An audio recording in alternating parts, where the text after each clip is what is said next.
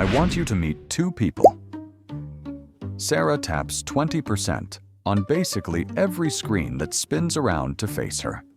The coffee counter, the takeout window, the self-checkout kiosk, the guy who hands her a muffin that's already sitting in a bag. Tom tips well where it's earned and quietly skips the rest. They both swear they've got money figured out. And honestly, they're both half right, just in opposite directions. So today, I want to take the smallest, most boring habit I can find, the one neither of them thinks about for even a second, and draw it out for you, big enough to actually see. Because I promise you, you've made this exact decision this week, probably without noticing you made it at all. Here's what I'm not going to do. I'm not going to tell you tipping is bad. I'm not going to tell you to stiff the person carrying your plates across a crowded room on a Friday night. That's not the leak, and we are going to leave that person completely alone. What I want to show you instead is one tiny reflex, the size of a couple of dollars, and what it quietly turns into when you let it run for 20 years without ever once looking at it. Sarah and Tom earn the same money. They live in the same city. They eat out the same amount at the same places. The only thing that separates these two is what they do in the half second after a screen asks them a question. So let me run that all the way to the end. Okay, so let's keep this fair, because if I tilt this in anybody's favor, the whole thing is worthless and you should close the video. Sarah and Tom both make about $60,000 a year.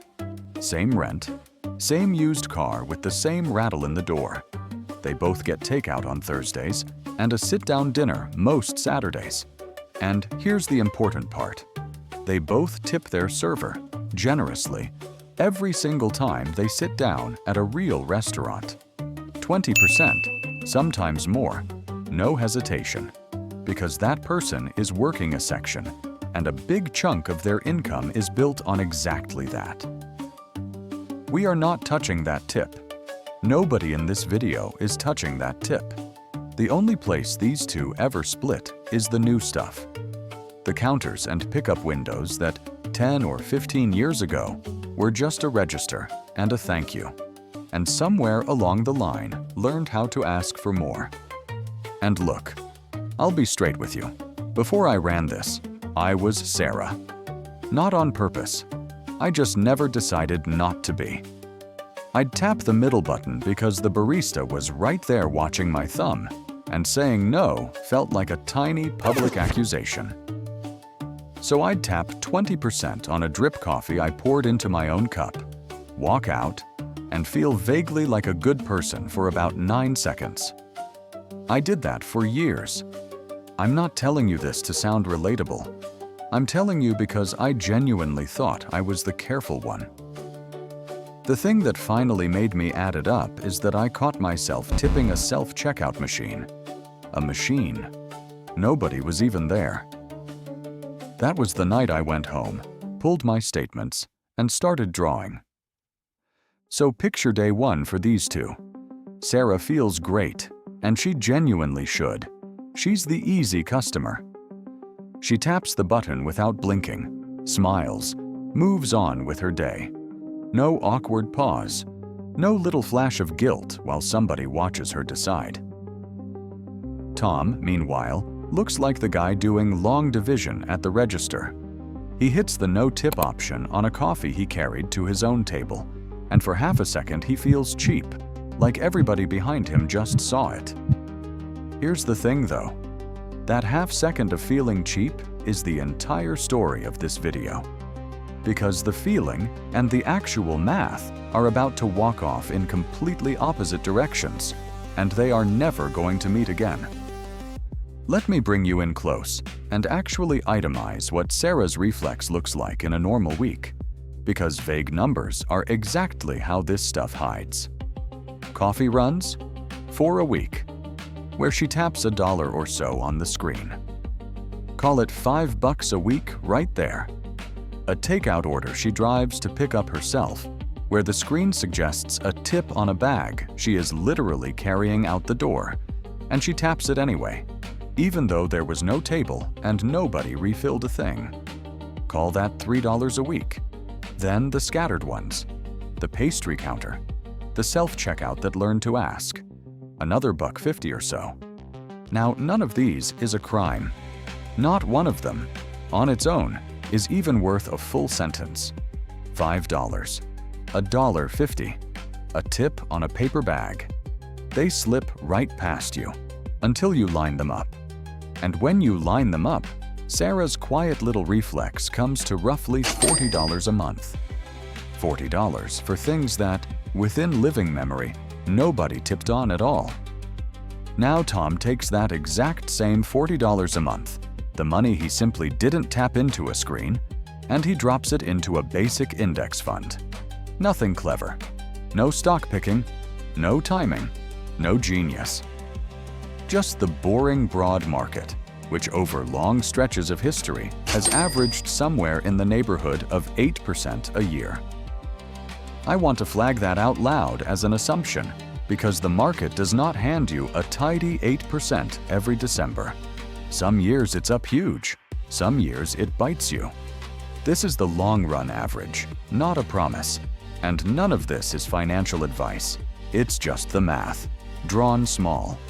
So picture a faucet, turned barely on. Not a gush, not even a steady stream. A trickle so slow you cannot hear it from the next room. That is Sarah's habit, and that is the thing we are about to follow for 2 full decades. In year 1, the gap between these two is almost laughable. About $500. You could lose $500 in a couch cushion, and your life would not change. Year 2, it's a little over $1,000. Year 3, a little over $1,600. And honestly, if I stopped the video right here, you'd be right to shrug and click away. $1,600 over 3 years is not a headline. This is exactly the part where almost everybody stops paying attention, which, not by accident, is exactly the part where the trickle is doing its quietest and most patient work. And here's a quick thing I want you to notice about why Sarah keeps saying yes, because it is not weakness. The screen is built so that yes is the easy path and no is the awkward one. The buttons come pre-filled. The high number sits right in the middle, where your eye lands first. A person is usually standing 2 feet away. You're tired, you've got your keys in one hand and your phone in the other, and the line behind you is growing. Saying yes costs you 1 tap and 0 feelings. Saying no costs you a tiny, dumb little moment of friction in front of a stranger. So you tap. Of course you tap. The whole thing is quietly designed, so the path of least resistance is also the more expensive one. That is not an accident. That is the product working exactly as intended. Okay, watch this, because here is the part nobody draws on the napkin. For the first few years, the only thing actually growing in Tom's account is the money he just didn't spend. Plain old savings, stacking up. But somewhere around year 9, something quietly changes hands. The money Tom set aside starts earning more in a single year than he even puts in that year. The interest passes the deposits. It happens on some random Tuesday with no announcement at all. But it happens. That's the flip. And after that flip, Tom is not really the one building the gap anymore. The market is doing the lifting. He is just the guy who, years ago, decided to treat a screen as a question instead of a yes, and then got out of the way. So let me check the scoreboard at year 10. Tom's little tipping fund, the one made entirely out of taps he didn't make, is sitting at roughly $7,300. Sarah, for her part, has a slightly warmer reputation at 3 coffee shops and a perfectly clear conscience. Same income, same city, same Saturday dinners, tipped exactly the same. The only difference between them is that one of them treated every screen as an automatic yes, and the other treated it as a question worth answering. But year 10 is not where this gets uncomfortable. Year 20 is. Run that same $40 a month at that same boring 8%, all the way out to 20 years. And Tom is sitting on about $23,500. $23,500. Built. And I want you to really sit in this for a second, entirely out of tips that Sarah does not remember leaving. Not one of them. If you asked her to name a single 20% tap from a Tuesday back in year 6, she couldn't. And neither could you. And neither could I. That is not a number on a spreadsheet. That is a decent used car, parked quietly inside a stack of receipts nobody on earth was ever going to read. And think about what that pile actually is for a second. It's a fully stocked emergency fund, the thing that turns a surprise transmission repair from a disaster into an annoyance. It's a real chunk of a down payment. It's a year of breathing room if a job ever disappears. And if you let the faucet keep running for 30 years, which is just a normal working life, that trickle grows into something close to $59,000. From a tap you couldn't hear, in a room you weren't even listening to. And honestly, the part that genuinely got me when I drew this out was not the size of that number. It was how invisible the decision was the whole way through. There was no blown paycheck in Sarah's story. No single bad investment she could ever point back to and blame. Just a thumb, tapping a button a few times a week for 20 years straight. The most expensive habits are almost never the loud ones. They are the ones that feel like nothing in the moment. And feeling like nothing is the exact disguise that lets them run for 2 decades without anybody ever calling them in for questioning. Now, I would be doing you dirty if I only showed you that side and let you walk away thinking Tom is the hero and Sarah is the cautionary tale. So let me be honest about the 3 places this flips around. First, the people who genuinely earn tips. Your server, your bartender, the person who spends 40 minutes on your hair, the driver who carried your dinner up 3 flights in the rain. A lot of them are paid a base wage that quietly assumes the tips are coming. Tipping those people well is not a leak. It is the actual bill, just split into 2 parts. If Tom started shaving those tips to feed his little fund, he would not be smart. He'd just be cheap. And the few dollars he'd claw back there would barely nudge that 8% anyway. So this was never about that tip, not for 1 second. Second, and this one is the big one, that entire $23,500 only exists if Tom actually invests the difference. If that $40 walks out of the coffee shop and just quietly becomes $40 of something else, a bigger grocery run, a couple more downloads, a slightly nicer takeout order, then there is no fund, no scoreboard, no 20-year reveal. The money has to land somewhere that grows, or this whole thing is just a story about a guy who was needlessly weird to a barista. So be brutally honest with yourself about whether you are the type to move that money or the type to let it turn into different spending. For a lot of us, and I am absolutely including past me here, it just turns into different spending. And third, generosity is a real thing, with real value, and I am not standing here telling you to kill it. There is an actual human being on the other side of a lot of these counters. I am not asking you to become the person who freezes up and does anguished arithmetic over a single dollar while a line forms and a tired teenager waits.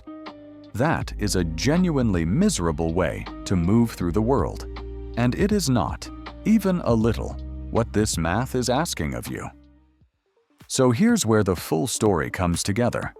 The real trap was never the tip itself. The real trap is letting a screen quietly make a money decision on your behalf a couple of dollars at a time, without you ever stepping in to make it even once. Sarah didn't lose $23,500 because she's a generous person. She lost it because nobody ever drew the trickle out big enough for her to actually see it. And the strange, almost funny thing's that the moment you can see it, it mostly stops working on you. The whole power of the habit was that it felt like nothing. Take that feeling away, and it goes right back to being just a button. So here is the one thing I actually want you to do, and it costs you about 4 seconds, not a personality transplant. Next time a screen spins around and asks for 20% on something you carried to your own table, do not turn it into a referendum on whether you are a good person. Just pause for one beat and ask yourself a single quiet question. Is this a person who is working for it, or is this a counter that learned how to ask? Tip the first one every single time, and tip them like you mean it. For the second one, you're allowed to hit no, and you're allowed to feel completely fine about it. Then, if you feel like it, take the few bucks you would have tapped and put them somewhere that actually grows. That is the entire move. There is no app to buy and nothing to sign up for. Because $40 a month feels like nothing. It honestly does. Right up until you draw it across 20 years.